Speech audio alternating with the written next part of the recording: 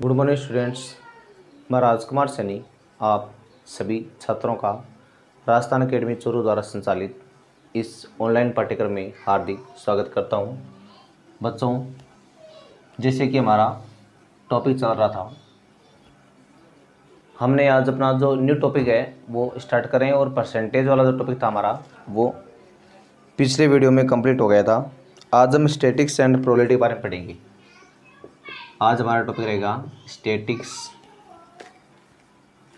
यानी static and probability, इसके बारे में पढ़ रहे हैं आज हम। तो देखो, इसमें कुछ फैक्ट है वो आपको ध्यान रखने हैं। सबसे पहला पॉइंट आपका था डाटा। तो सबसे पहले डाटा की लिखना आपको डेफिनेशन, एक कलेक्शन ऑफ जो numerical facts, a collection of numerical facts is called data. ये तो डाटा हो गया ना। अब देखो, डाटा के देखो आपके दो टाइप होते हैं, यानी टाइप ऑफ डाटा। इसमें फर्स्ट आता है आपका प्राइमरी डाटा। Primary data. एक आता है आपका सेकेंडरी डाटा। अब यहाँ पर जो प्राइमरी डाटा की हम बात कर रहे हैं, तो प्राइमरी डाटा का मतलब क्या होता है? The data collected by the data collected by, जो ऑब्जर्वर होता है actually in the process of observer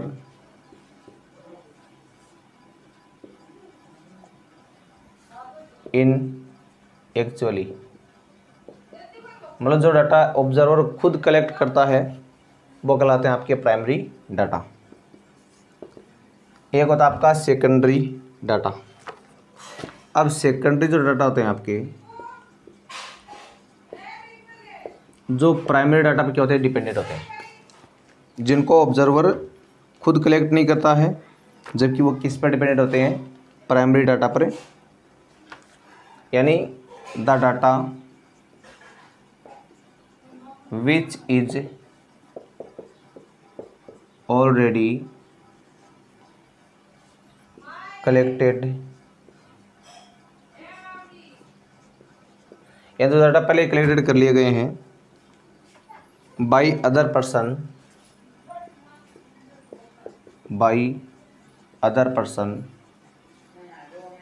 is called secondary data.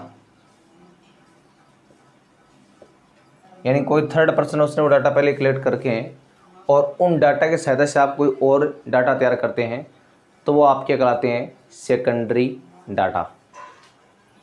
इसके अलावा देखो, आपको कुछ और फैक्ट याद रखना है। जैसे एक होती है आपकी फ्रीक्वेंसी में क्या याद रखना है? यानी कोई भी जो डाटा जितनी बार रिपीट होता है ना, वो इसकी क्या कहलाती है? फ्रीक्वेंसी कहलाती है। तो आपको लिखना है the number of times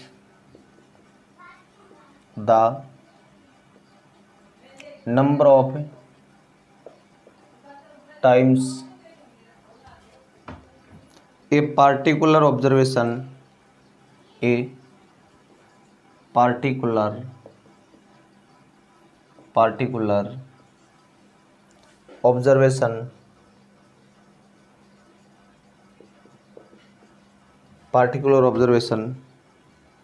occurs is called frequency। तो ये कहलाते हैं हमारी क्या? फ्रीक्वेंसी कहलाती है। अब हम आगे बात करेंगे किसकी, कुछ और जो फैक्ट है उनके बारे में। तो देखो, जो हमारा नेक्स्ट फैक्ट रहेगा उसमें क्या करना आपको, उसमें देखिए आपको ये करना है कि देखो जो आगे आता है आपके पास रेंज आती है, ठीक है ना, रेंज। अब रेंज का मतलब क्या ध्यान रखना है आपको, जो सबसे हाईएस्ट डाटा है उसमें से आप जो स्मॉलेस्ट डाटा को लेस करोगे तो उसके बाद में हम उसका डिफरेंस होगा, वही क्या कहलाएगा, उसका रेंज कहलाएगा। यानी it is the difference between longest and smallest data. Longest और स्मॉलेस्ट डाटा जो बीच का डिफरेंस होता है वो क्या कहलाता है, रेंज कहलाता है। रेंज के बाद में आपको टाइप ऑफ ग्राफिकल डाटा कुछ टाइप सीखने हैं, इन टाइप ऑफ ग्राफिकल डाटा। इसमें देखो आपको कुछ नाम दे रखना है। ये तो आप इसमें होता है आपका बार ग्राफ। अब बार ग्राफ में क्या होता है, जो स्केल है वो आपको एक तरफ लिखनी होती है, केवल वाई एक्सिस के अनुदिश। एक होता है आपका डबल बार ग्राफ,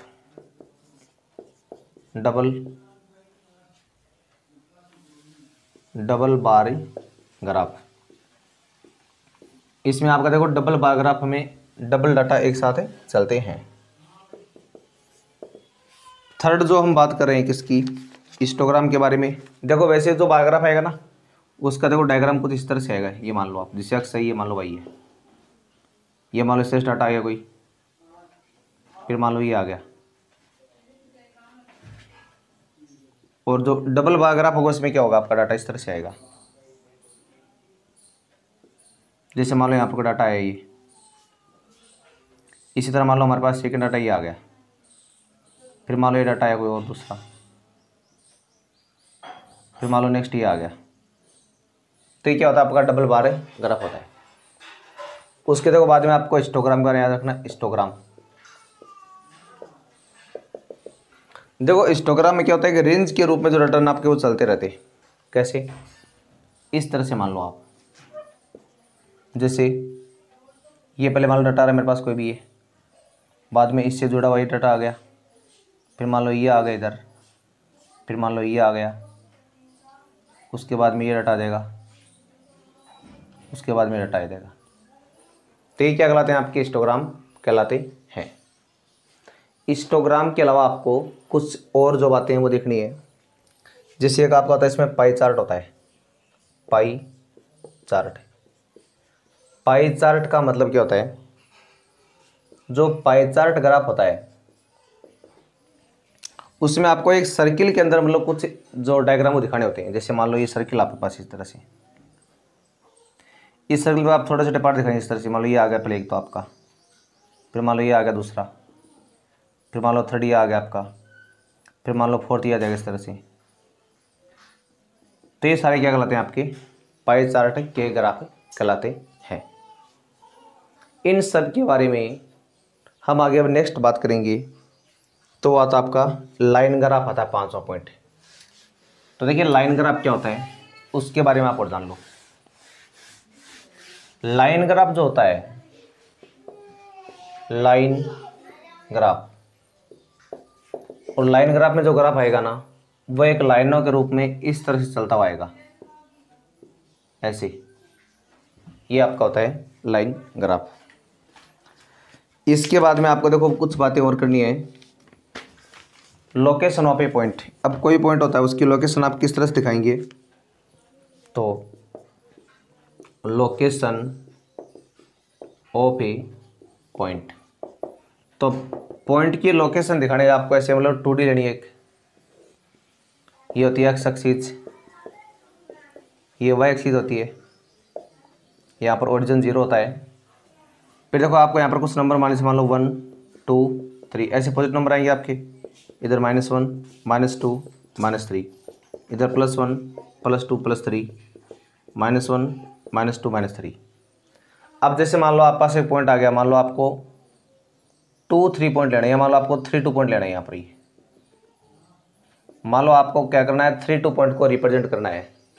तो 3 2 पॉइंट को रिप्रेजेंट करने का मतलब क्या होता है कि आपको अक्स के तरफ तो 3 लेना है और y की तरफ क्या लेना आपको 2 लेना है। अब देखो 3 और 2 दोनों आपके कहाँ मिलेंगे, यहाँ इस पॉइंट में ले आकर के, तो ये पॉइंट किसको रिप्रेजेंट कर रहा है, 3 2 पॉइंट को रिप्रेजेंट कर रहा है, ठीक है ना। उसके बाद देखो बाद में आपका नेक्स्ट पॉइंट आता है, इसमें मीन का आता है। अब देखो मीन का मतलब क्या होता है, इसमें सम ऑफ जो all observation is divided by the number of observation, ठीक है ना, यानी sum of all observation is divided by number of observation is called mean, वो मीन कहलाता है। अब जैसे मान लो आपस डाटा ये आ रही है, कुछ मान लो मेरे पास x1 है, x2 है, x3 है, ठीक है, मान लो ये xn तक है। अब जब आप इसका मीन निकालोगे, और मीन का वैसे संकेत ये होता है, तो आपको यहाँ पर इन सब का सम करना पड़ेगा, और सारे डाटा कितने हो गए 1 2 3 n तक हो गए ना, तो अपन में आ जाएगा। तो ये क्या कहलाएगा, इसका मीन जो है वो कहलाता है। इसी तरह से आप देखो कुछ और बातें हैं वह आप आगे देखिए। जैसे मान लो हमारे पास फिर नेक्स्ट पॉइंट आता है मीडियन का। अब देखिए जो मीडियन होता है, मीडियन में जो डाटा होते हैं उनको आपको असेंडिंग ऑर्डर में क्या करना है, अरेंज करना है। और उसके बाद जो मिड पॉइंट होता है वो क्या कहलाती है, मीडियन कहलाती है, ठीक है ना। यानी आपको लिखना है मिड वैल्यू ऑफ, पहले आप लिखो if all data is arrange in ascending order then mid value is called median. अब जो मिड वैल्यू होगी वही क्या कहलाएगी, आपकी मीडियन कहलाएगी। अब एक इसमें आपका आता है किसका, मोड की वैल्यू आती है, मोड। और मोड के बारे में ध्यान रखना है, the data value which occurs maximum number of the times, यानी the data value which occurs maximum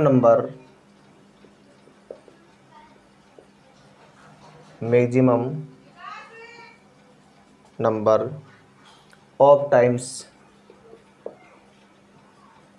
in data is called mode। मतलब जो डाटा आपके पास है उनमें जो ज़्यादा बार डाटा आएगा ना, मैक्सिमम टाइम आएगा, वही क्या कहलाता है, उसका मोड कहलाता है। जैसे नॉर्मल सी बात है, मेरे पास मान लो कुछ इस तरह से डाटा आ रहे हैं, एग्जाम्पल दे लो आप जैसे।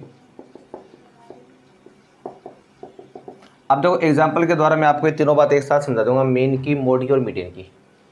जैसे मान लो मेरे पास डाटा आ रहे हैं ये 2 3 1 4 2 0 2 5, ये डाटा आ रहे हैं, और मैंने आपसे बोल दिया कि मेरे को तो यहाँ पर मेन, मोड, मीडियन तीनों निकालने हैं। तो देखिए सबसे पहले जब आपको मेन फाइंड करना है तो इन सब का सम करना पड़ेगा आपको, यानी सिग्मा एक्स अपन आप लिख दोगे, तो 2 + 3 + 1 + 4 + 2 + 0 + 2 + 5 अपन में क्या आएगा, काउंटिंग करो 1 2 3 4 5 6 7 8 आ जाएगा अपन में। अब इनको ऐड करो 5 6 10 12 14 एंड 19 अपॉन 8। अब इसमें आप 8 का डिवाइड कर दो, तो पहले 2 टाइम हुआ 16 3 0 पॉइंट 3 टाइम 24 6 0 7 टाइम, तो 2.37 के आसपास क्या आ गया, आपस मीन आ गया। अब जब आपको मोड और मीडियन निकालना है ना, तो इन्हें पहले आप क्या करेंगे, असेंडिंग ऑर्डर में अरेंज करेंगे, ठीक है ना, अरेंज इन असेंडिंग ऑर्डर। जब आप इनको असेंडिंग ऑर्डर में अरेंज करोगे तो सबसे छोटा डाटा पहले 0 आ गया, फिर 1 आ रहा है, फिर 2 आ रहा है आपका 3 टाइम, उसके बाद 3 आ रहा है 1 टाइम, फिर 4 आ रहा है 1 टाइम और 5 आ रहा है 1 टाइम। ये लिख के काउंटिंग कर लो कि सारे आगे क्या 1 2 3 4 5 6 7 8, 1 2 3 4 5 6 7 8। अब देखो मैक्सिमम टाइम यहाँ पर 2 आ रहा है, तो मोड तो हो गया मेरे पास 2। अब देखो अगर आपको मीडियन निकालनी है तो मीडियन का मतलब हो गया कि इनमें मिड वाला देख लो क्या आ रहा है, ये इधर से काउंटिंग किया तो मिड में 2 आ गया आपके। अगर एक आता वो सेम होता आंसर आपका। अब 2 आ गया तो क्या करना पड़ेगा, अब जो मीडियन आपका आएगा तो इन दोनों को आप ऐड करके 2 से डिवाइड कर दो, तो 4/2 और मेरे पास मीडियन कितनी आ गई इसकी 2 आ गई है। तो देखो ये मैंने आपको एक ही क्वेश्चन में तीनों बात समझा दी है, मिनिमम और मीडियन सब के बारे में। और यदि आपको इसमें रेंज अगर मान लो पूछ ले रेंज, तो रेंज के बारे में आप और देख लो।